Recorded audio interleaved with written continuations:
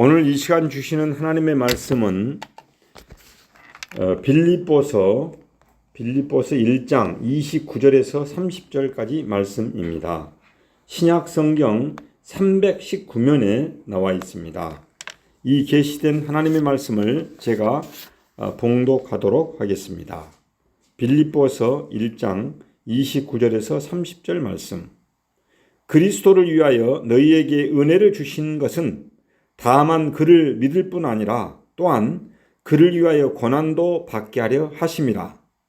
너희에게도 그와 같은 싸움이 있으니 너희가 내 안에서 본 바요 이제도 내 안에서 듣는 바 아니라. 아멘. 여러분 서로 이렇게 하면 인사하겠습니다. 예수님 믿고 구원을 받읍시다. 예수님 믿고 구원을 받읍시다. 사랑합니다. 축복합니다. 사랑합니다. 축복합니다. 요즘 우리 의사 선생님들은 하나같이 스트레스는 만병의 근원이다라고 말합니다. 맞는 말입니다.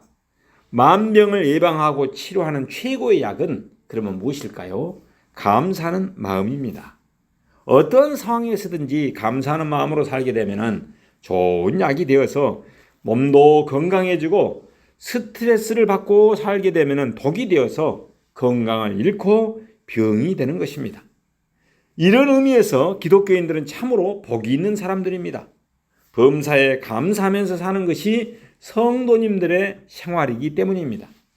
하나님께서 사랑하는 여러분, 한 주간 동안 이렇게 살면서 학교에서의 스트레스, 또 직장에서의 스트레스, 가정에서의 걱정거리, 또 이웃 간의 문제 등이 있으면은 이 예배 시간을 통해서 썰물처럼 밀어내어 버리시기를 주님의 이름으로 기원합니다. 아멘. 여러분, 이전 것은 지나갔으니 보라 새 것이 되었도다라는 말씀대로 모든 과거의 아픈 상처와 옛 구습과 스트레스를 다 벗어버리고 감사한 마음으로 살게 되면은 하나님께서 모든 것을 합력하여 선을 이루어 주실 것이라는 마음으로 승리하시길 바랍니다. 아멘.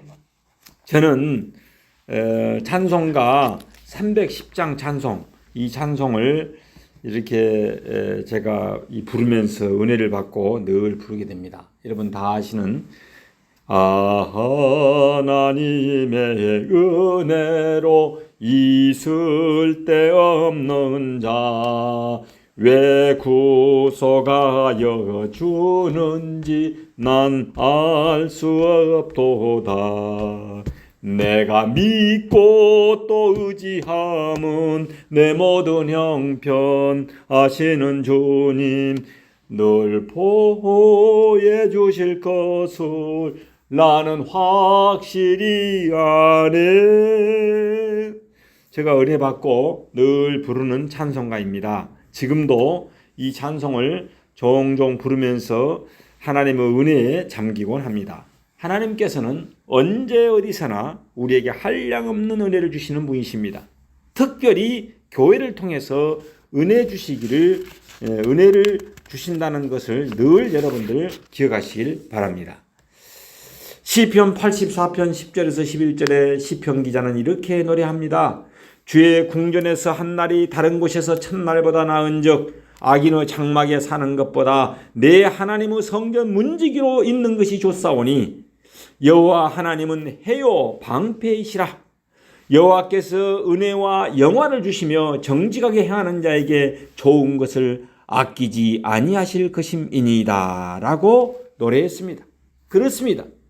주님의 집들 안에서 지내는 하루가 다른 곳에서 지내는 첫날보다 낫기에 악인의 장막에서 살기보다는 하나님의 집 문지기로 있는 것이 더 좋다는 그런 고백입니다. 주 하나님은 태양과 방패이시기에 주님께서는 은혜와 영예를 내려주십니다. 또 정직한 자에게 좋은 것을 아낌없이 내려주시는 분이라는 그런 말씀인 것입니다. 여러분, 악인의 집의 그 뜰에는 하나님의 은혜의 비가 없기 때문에 싫은 것입니다. 하나님의 궁전인 예배당은 건물이 좋든 좋지 않든 상관없이 하나님께서 은혜를 주시는 곳이기 때문에 그 집에 출입하는 사람이 복이 있는 것입니다. 시편 118편 26절에 이렇게 고백합니다. 주님의 이름으로 오는 이에게 복이 있다. 주님의 집에서 우리가 너희를 축복하였다 라고 말하고 있습니다. 여러분, 교회는 은혜의 집입니다. 교회는 축복의 집입니다. 이것을 늘 기억하시길 바랍니다. 교회는 하나님께서 은혜를 내려주시는 집이요 축복하여 주시는 집입니다. 또한 교회는 목욕탕에다가 비유할 수 있습니다. 목욕탕에 가서 어떻습니까? 여러분 샤워기에 그 수도꼭지를 탁 틀면 어때요? 물이 쫙 이렇게 떨어집니다. 그렇죠? 그 물에 깨끗하게 목욕 재개를 하고 나면 몸과 마음이 상쾌해집니다. 또 샤워란 뭐 말입니까? 샤워기에서 소나기처럼 쏟아지는 물에 모여가는 것이다 해서 샤워라고 말합니다. 샤워. 교회에 와서 주님의 은혜를 내려주세요라고 겸손하게 기도하게 되면은 샤워기에서 물이 쏟아지는 것처럼 은혜가 쏟아지는 그런 축복을 받게 되는 것입니다. 여러분, 하나님께서는 과거에도 그렇고 지금도 그렇고 미래에도 그렇고 늘 주님의 백성들에게 은혜의 단비를 내려주십니다.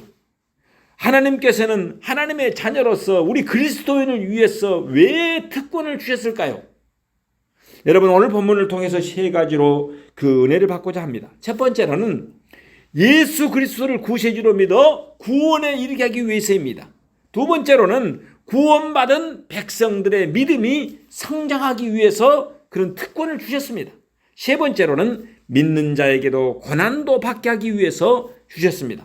그러면은 구체적으로 살펴보도록 하겠습니다.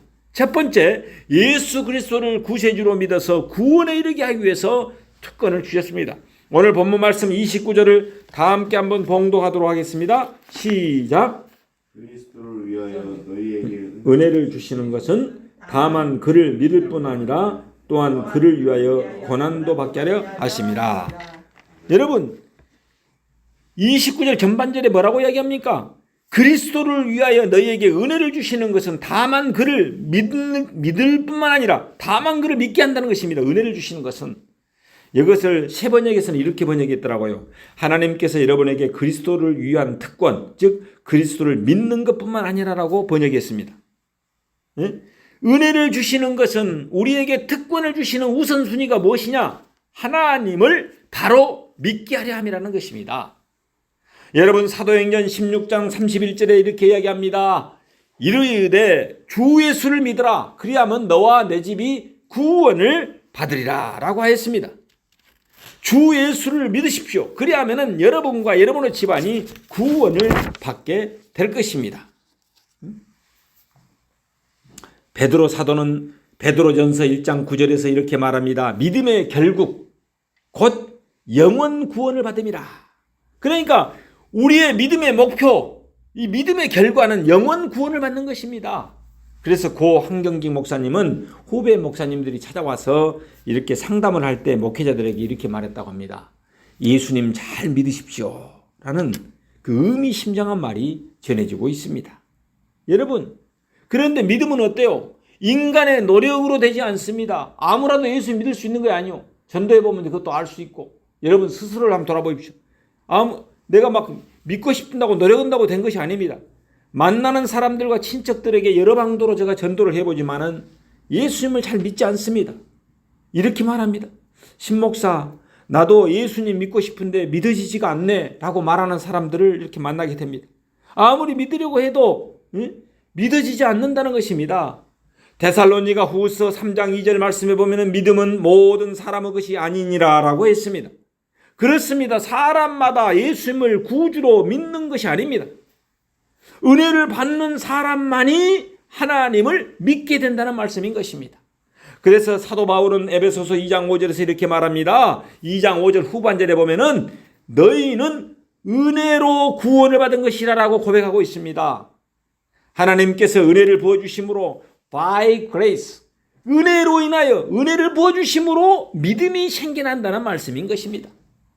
에베소서 2장 8절에 보면은 너희는 그 은혜에 의하여 믿음으로 말미암아 구원을 받았으니 이것이 너희에게서 난 것이 아니요 하나님의 선물이라. Believe is gift of God. Faith is gift of God.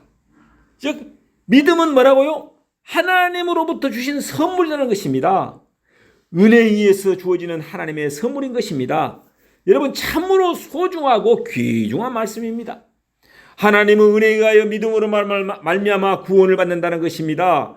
여러분, 다 함께 한번 따라합시다. 믿음은 하나님의 선물입니다. 하나님의 선물입니다. 그렇습니다. 우리가 예수를 믿는 이 믿음은 우리 자신에게서 나와서 믿고 안 믿고 내가 할 수 있는 것이 아니라 실상은 하나님의 선물이다. Gift of God. Gift of the God. 그래서 우리는 얼마나 감사한지 모릅니다.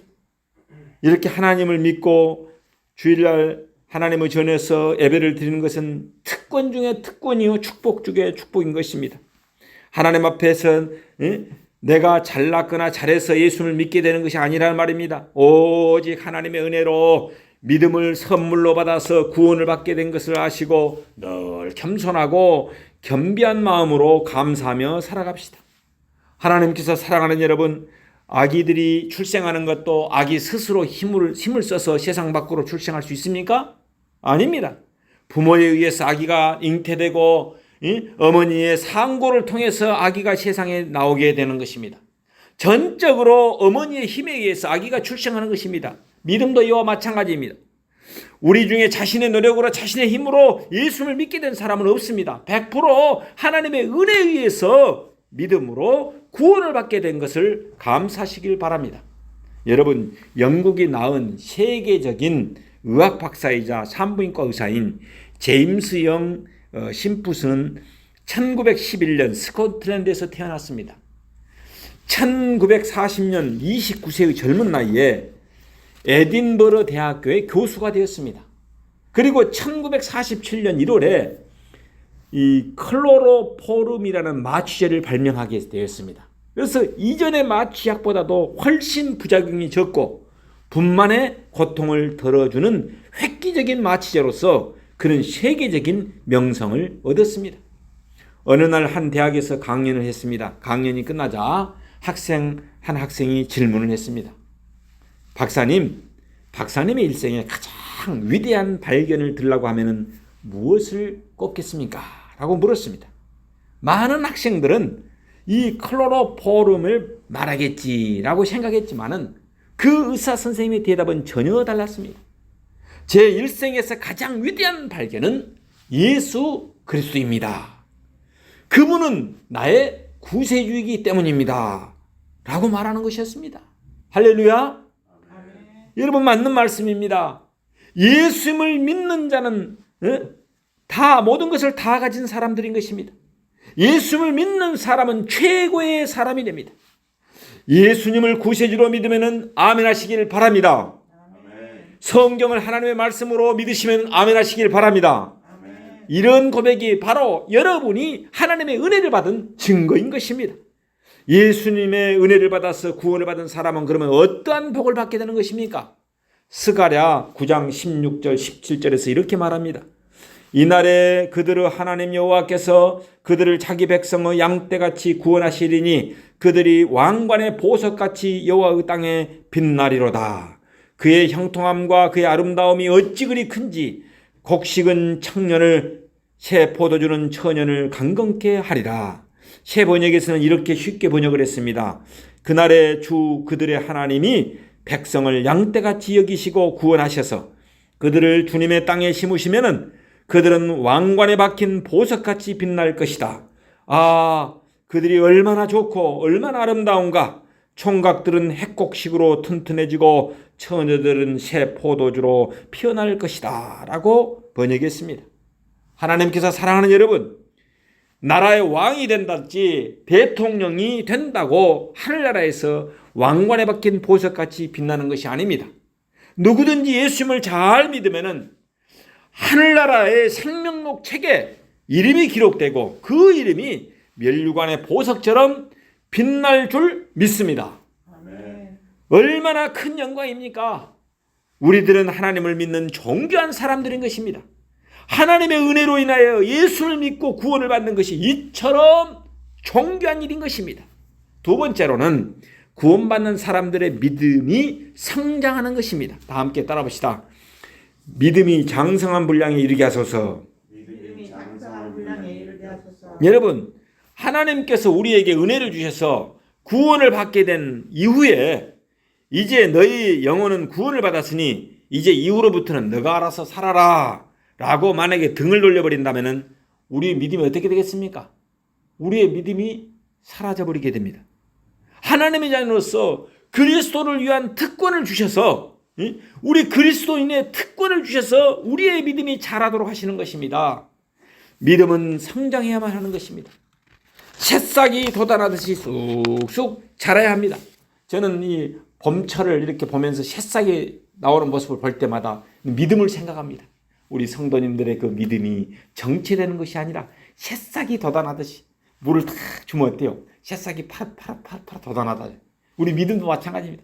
믿음이 주님의 장성한 분량. 처음에는 애기로 시작하잖아요. 갓난아이처럼 어머니 젖만 먹고 살던 우리 아이들이 어때요? 좀 이따가 이제 밥을 먹고 단단한 음식도 먹고 그렇게 됩니다. 그래서 뒤에는 장성하게 돼서 고기도 먹고 그렇게 성장하듯이 우리의 믿음도 장성한 분량에 이르어야 될 줄로 믿습니다. 아기가 잉태되고 태어나는 것은 100% 우리 부모님의 힘이지만은 잘 자라려면은 어때요? 이제는 아기도 힘을 써야 합니다. 아기가 어머니 젖을 열심히 빨아먹어야 합니다. 아기 스스로 힘으로 숨을 쉬고 운동을 해야만 합니다. 어머니가 돌봐주지만은 아기도 스스로 애써서 움직이고 노력을 해야 어때요? 점점 건강하게 자라게 되는 것입니다. 우리 믿음도 마찬가지입니다. 우리가 전적으로 하나님의 은혜로 구원을 받았지만은 믿음이 성장하기 위해서는, 믿음이 자라기 위해서는 우리의 노력이 있어야 되는 것입니다. 그래서 로마서 12장 11절 말씀에 이렇게 말합니다. 부지런하여 게으르지 말고 열심을 품고 주를 섬기라 라고 했습니다. 그렇습니다. 우리 모두 열심을 내서 부지런히 일하며 성령으로 뜨거워진 마음을 가지고 늘 기도하고 말씀을 묵상하면서 주님을 섬깁시다. 어머니의 젖이 아무리 좋아도 아기가 먹지 않으면 자라지 못하게 되는 것입니다. 하나님께서 주의 종을 통하여 풍성하고 신령한 말씀을 전해주어도 성도님들이 그 말씀을 받아먹지 않으면 자랄 수가 없습니다. 예수님을 믿고 신앙의 연조가 깊어갈수록 1년, 5년, 10년 연조가 깊어갈수록 믿음이 자라지 않고 정체되어 버린다면 하나님께서 얼마나 마음이 안타깝겠습니까? 우리의 믿음이 디모데처럼 사도 바울과 어머니와 외조모의 영향을 받아서 믿음의 아들에서 믿음의 성숙한 형제로 성장하고 믿음이 성숙한 형제에서 이 에베소 교회 또 담임 목사로 이렇게 성장하듯이 성장해 나아갈 때 하나님은 기뻐하실 것입니다. 하나님께서는 욥을 보시고 매우 기뻐했습니다.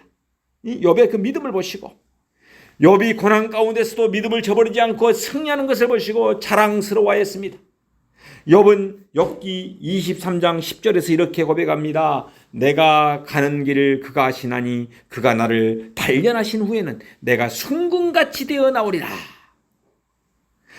욥기 42장 5절에는 이렇게 또 신앙을 고백합니다. 내가 죽게 대하여 귀로 듣기만 하였사오나 이제는 눈으로 주를 배움나이다.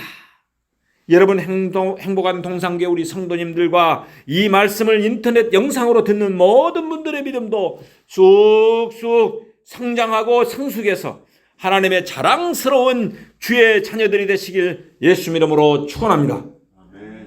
하나님께서 우리에게 이 그리스도인의 특권을 주신 이유는 믿음이 성장하기 위해서라고 말했습니다. 따라합시다. 믿음이 성장하게 하소서. 믿음이 성장하게 하소서.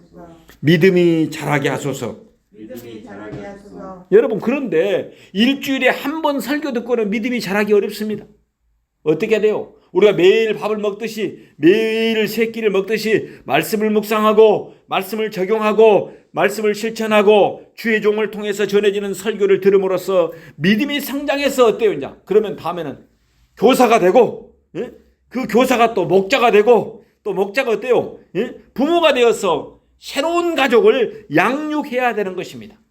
그래야지만이 믿음이 성장하게 되는 것입니다. 여러분 자녀를 낳아서 키워본 사람이 부모님의 마음을 알게 되고 성숙한 부모, 훌륭한 부모가 되는 것입니다. 그래서 결혼을 해가지고 아기를 낳아보지 않으면 절대로 사람이 부모님의 마음을 알 수도 없고 자기가 믿음도 사람의 성장 상태도 알 수 없는 상태에 이르게 되는 것입니다. 여러분, 우리 모두가 예수님의 그 그리스도인으로 특권을 주신 이유는 예수 그리스도를 믿게 할 뿐만 아니라 믿음이 성장함으로 하나님의 기쁨이 되시길 예수 이름으로 축원합니다. 세 번째로는 우리로 하여금 고난도 받게 하기 위해서라고 말하고 있습니다. 여러분, 29절 후반절에 보면은 또한 그를 위하여 고난도 받게 하려 하심이라라고 하셨습니다. 성도님들이 받아들이기 힘든 말씀입니다. 아니, 무슨 고난을 받아? 여러분, 하나님의 자녀로서 그리스도인을 위한 특권을 주신 이유가 고난도 받게 하려 하심이라는 말씀입니다. 고난이나 박해, 핍박, 시련 이런 것들은 힘들고 참으로 아픕니다. 그러나 이 고난도 우리가 받아야 한다는 것입니다. 우리가 하나님의 은혜로 예수님을 믿고 구원을 받아서 누릴 복과 영광이 참으로 많습니다. 그러나 예수님을 믿는 것 때문에, 예수님 믿는다는 것 때문에 박해도 옵니다. 우리 초기 교회 역사를 보면요, 예수 믿는 것 때문에 엄청난 박해와 고난을 받았습니다. 핍박이 옵니다. 어떤 경우에는요, 부모가 그 유교의 그 관념에 딱 이렇게 매였는데 아들들이 예수님을 믿어버리니까 낯을 가지고 아들 목에도 딱 걸어놓고 예수님을 믿을래 믿지 않을래 해가지고 만약에 믿다 하면 목을 잘라준다는 그런 내용도 있어요. 기가 막히대. 그 정도로 어려워요. 지금 이 시대에 예수를 믿는 누가 그렇게 큰 사람이 누가 있어요? 신앙은 자유라고 생각하죠. 여러분, 그래서 우리 믿음의 선진들은 이런 박해와 고난과 순교를 거듭하고 예수님을 믿게 됐습니다. 예수님의 제자들 12명 중에서요 11명이 다 그렇게 하고 순교했어요. 그게 복음 전하다가. 사도 바울은 참수형, 목이 잘리는 그런 처참한 어려움을 당했습니다. 그래서 예수를 믿는 것 때문에 박해도 온다는 사실을 알아야 되는 것입니다. 이런 어려움을 받아서 잘 이기는 사람이 하나님의 위대한 자녀가 되는 것입니다. 사도 바울은 다메섹 언덕에서 부활하신 예수님을 만나고 3층 천에 올라가서 천국도 다녀왔습니다. 그래서 많은 방언도 했습니다. 이적과 기사를 행했습니다. 그의 손수건을 환자 위에다가 올려놓으면 병이 나아버리기도 했습니다. 이렇게 위대한 사도였지만 예수님 때문에 얼마나 많은 박해를 받았습니까? 예수님 믿는 것 때문에 얼마나 많은 수모를 당했습니까? 여러분, 고린도후서 11장 23절에서 27절 말씀을 제가 한번 읽어드릴게요. 사도 바울이 받았던 박해 내용이 여기에 나와 있습니다. 그들이 그리스도의 일꾼이냐 정신없는 말을 하거니와 나는 더욱 그러하도다. 내가 수고를 넘치도록 하고 옥에 갇히기도 더 많이 하고 매도 수없이 맞고 여러 번 죽을 뻔하였으니 유대인들에게 40에 하나 감한 매를 5번 맞았으며, 그러면 40에 하나 감한 매를 5번이면 몇 번입니까? 195대. 3번 태장으로 맞고 1번 돌로 맞고 3번 파선하고 일주야를 깊은 바다에 지냈으며 여러 번 여행하면서 강의 위험과 강도의 위험과 동족의 위험과 이방인의 위험과 시내의 위험과 광야의 위험과 바다의 위험과 거짓 형제 중에 위험을 당하고 또 수고하여 애쓰고 여러 번 자지 못하고 줄이며 목마르고 여러 번 굶고 춥고 헐벗었노라. 여러분, 그리스도인의 특권 중에서 고난을 받는 이유를 사도 바울은 구체적으로 말하고 있습니다. 고린도후서 11장에서 사도 바울이 복음 때문에, 이 복음 때문에 40에 감한 매를 5번이나 맞았다. 3번 태장으로 맞았습니다. 돌에 맞아서 죽을 뻔한 일도 있었습니다. 선교여행을 하면서 바다에서 태풍의 위험, 강도의 위험, 동족의 위험, 이방인의 위험 등 수많은 어려움을 겪었음을 서신서에서 우리는 확인할 수 있습니다. 이 편지를 쓰고 있는 곳이 어디냐? 로마서 감옥 안에서 쓰고 있는 것입니다. 옥중 서신이요. 그랬어요. 하나님께서는 여러분들에게 하나님의 자녀로서 그리스도를 위한 특권, 즉 그리스도를 믿을 뿐만 아니라 또한 그리스도를 위해 고난을 받는 특권도 주셨다고 고백하고 있습니다. 오늘 본문 30절에 너희에게도 이와 같이 싸움이 있으니 라고 말씀합니다. 빌립보 성도들이 바울이 하는 것과 똑같이 로마 식민 정책에 의해서 지금 로마가 지배하고 있는 상태, 그 식민 정책에 의해서 박해를 당하고 있었습니다. 이 고난을 잘 받아서 승리하라는 것입니다. 빌립보 교인들이여 미안하다, 예수님 믿다가 고난받게 되는 것이 참 안 되었다라고 말하지 않습니다. 오히려 뭐라 합니까? 기뻐하고 기뻐하라, 고난받는 것 때문에 기뻐하라라고 말하고 있습니다.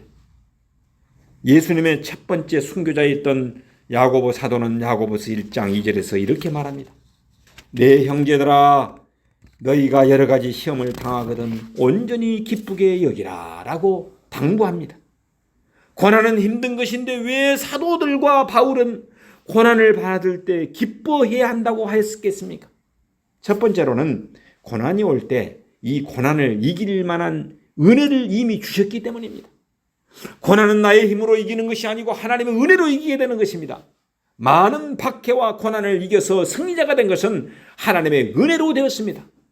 사도 바울은 모든 고난을 이긴 다음에 나의 나 된 것은 하나님의 은혜로다라고 고백하였습니다.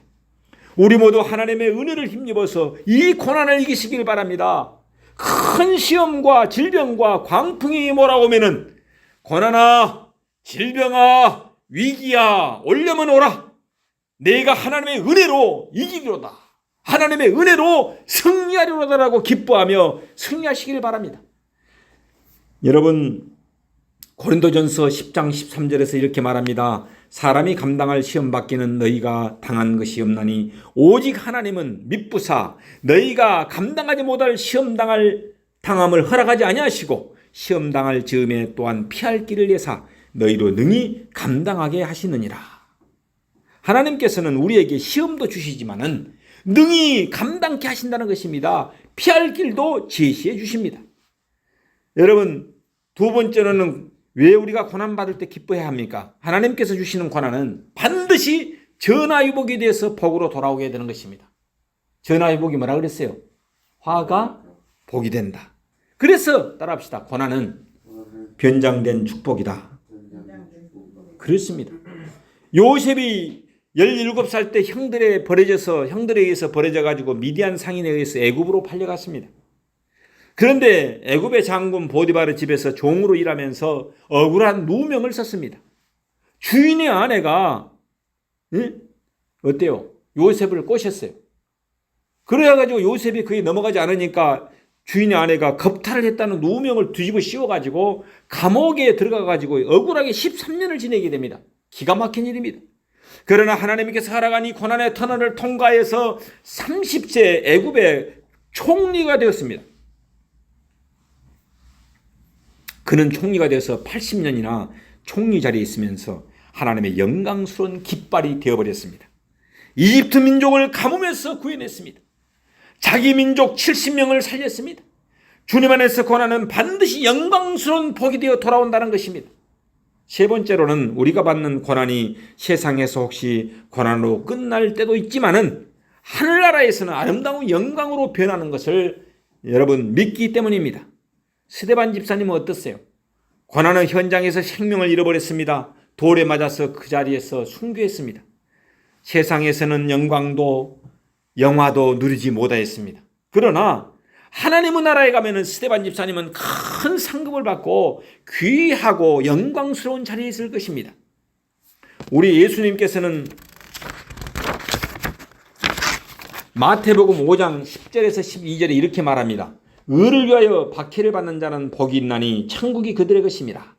나로 말미암아 너희를 욕하고 박해하고 거짓으로 너희를 거슬려 모든 악한 말을 할 때는 너희에게 복이 있나니 기뻐하고 즐거워하라. 하늘나라에서 너희 상이 큽니다. 너희 전에 있던 선지자도 이같이 박해하였느니라. 여러분 그렇습니다. 또 로마서 8장 18절에 이렇게 말합니다. 생각하건대 현재의 고난은 장차 우리에게 나타날 영광과 비교할 수 없도다. 그러니까 이 세상에서 고난은 장차 우리가 하나님 나라에 갔을 때 하나님이 주실 그 영광과는 비교할 것이 못될 정도로 다르다는 것입니다. 현재 우리가 겪고 있는 고난은 장차 우리에게 나타날 영광에 견주하면 아무것도 아니라고 생각합니다. 여러분 장로교를 세운 깔병 선생님은 이 말씀을 25번이나 암송하면서 세상을 떠났다고 합니다. 이 세상에서 살 때 예수님을 믿어 받는 이 복도 많지만은 이것은 하늘나라에서 받는 그 상과 영광과는 비교할 수 없습니다. 사도 바울은 천국에 빨리 가기를 원했습니다. 천국을 보았고 천국이 얼마나 좋은지를 알았기 때문입니다. 우리는 이 세상에서 천국을 선취하며 사명을 감당하며 살다가 믿음의 선진들이 하나님께 영광을 돌리며 사는 곳인 그 새하늘과 새 땅에 입성하게 될 것입니다. 여러분, 새하늘과 새 땅을 한번 생각해 보십시오. 계시록 21장이 뭐라고 이야기합니까? 다시는 죽음이 없고 슬픔도 없고 울부짖음도 없고 고통도 없는 영광스럽고 찬란한 곳을 새하늘과 새 땅, 천국이라고 이 요한 사도는 설명하고 있습니다. 우리가 상상할 수 없을 정도로 아름다운 곳입니다. 하나님께서는 지금도 그리스도인의 특권을 주셔서 살게 하는 것은 우리로 하여금 예수님을 믿음으로 구원을 받고 그 믿음이 장성해지고 고난도 잘 받아서 승리하도록 하기 위해서입니다. 이 세상에서 편안하게 예수님을 믿고 가시는 분은 이 좋은 천국에서 아마 상급이 적을 것입니다.